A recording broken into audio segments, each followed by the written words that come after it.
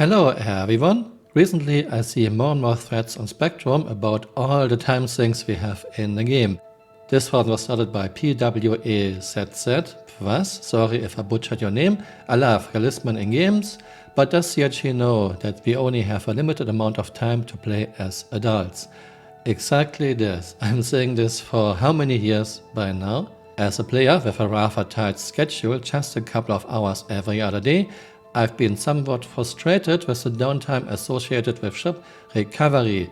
When my ship gets destroyed, the 1 hour cooldown can take up a significant portion of my gaming time. Yeah, not everyone has like 50 ships, and this is really bad, especially since CRG increased game timers by up to 10 times in 3.19. While it might be a realistic simulation of time, it's not exactly thrilling gameplay for those of us with limited free time. It's not exactly thrilling gameplay for those of us who have a lot of time, because who likes to play a time sink simulator, a waiting simulator? I surely don't. Sandy continues to talk about the shopping system.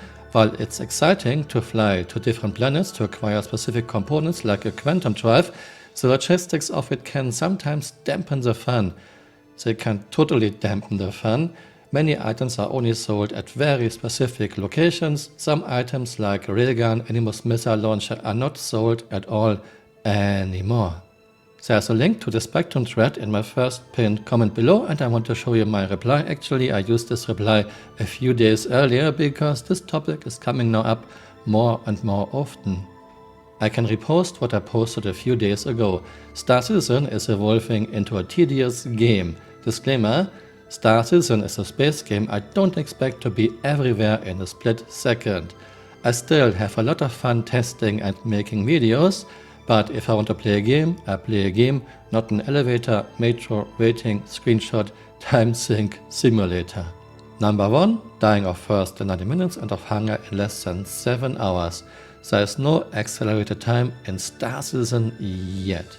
Chris said, yes, this is old, but people base the decision to back this game on his views. Eventually, after too long, you might perform worse cause you are tired, or you need to eat occasionally, or if you don't shower for a while, some NPCs won't want to talk to you cause you smell, and so on. I'm not saying we go to the level of full life simulation, but it would be fun to have these things have a small effect on how you are perceived or how you exist in the universe. And here's a link to Chris' video. Actually, I totally agree. It would be fun if some things have a small effect, maybe a small buff if you eat. Chris wasn't even talking about drinking, and he was talking about a small effect and some lightweight way. Dying of thirst in 90 minutes and of hunger in under 7 hours is not a small effect or some lightweight way. In addition, we still cannot drink with a helmet on, something NASA figured out 60 years ago. Players in small ships without interior have to waste even more time flying to somewhere they can remove their helmet safely to drink and eat. 2. One immersive elevator and metro ride after the other. It gets really old after the 1000th time. It feels like a loading screen, and I cannot even go to the toilet because I have to do something every other minute. Why can't we select a space station as first spawn point? 3. Tedious mechanics like standing up every 2 SCU to move SCU crates in order to continue salvaging. 4. Full loot PvE PvP, and for 2 months by now we cannot even get our subscriber gear back, have to wait until next big server wipe. 5. Instead of making multicrewing fun and rewarding, CRG forces multicrew down our throats. Putting cheap bulk material like salvage into individual 1 SCU crates, wasting 50% of the space, internal volume 1 cubic meters, external volume 1.95 cubic meters, and then moving them one by one using handheld tractor beams inside a Reclaimer or Vulture is one of the worst game designs ever. Just to promote multicrew in a Reclaimer, we have garbage trucks for decades by now that have automated compactors and are operated by one driver who doesn't even have to stand up every 2 SCU like a Vulture pilot. Engineering gameplay will be another mechanic we will need for bigger ships, and a very important engineer will have to press some buttons every other minute. Loading, unloading our ships ourselves is coming. Acceptable for Titan, not acceptable for anything bigger. Crews of a container ship don't do loading themselves. Also, loading a Hercules with 696 individual 1 SCU crates, each is wasting 50% of the space. Yes, you might say 32 SCU containers are coming, but how are we supposed to get those in and out our ships? Even trucks are loaded on even level. You don't load via ramps, and we have no machines yet to move 32 SCU containers. Let me guess, another magical beam.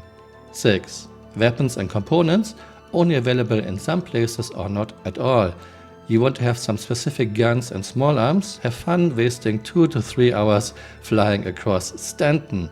You want an Animus or railgun? Have fun doing bunker missions and checking farm spots. Oh, and if you die and lose a railgun, you can start all over for the fun. I could go on and on. It will get worse, for example harsher consequences for death, personal hygiene, maybe even toilet gameplay. Yeah, I'm really happy about the amount of upvotes I got for this. Let me know what you think in the comments below and see you next time. Bye. Auf Wiedersehen.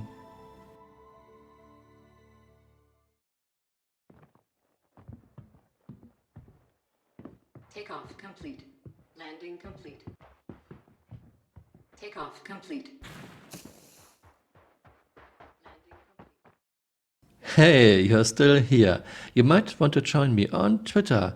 My Twitter account is Camural_SC.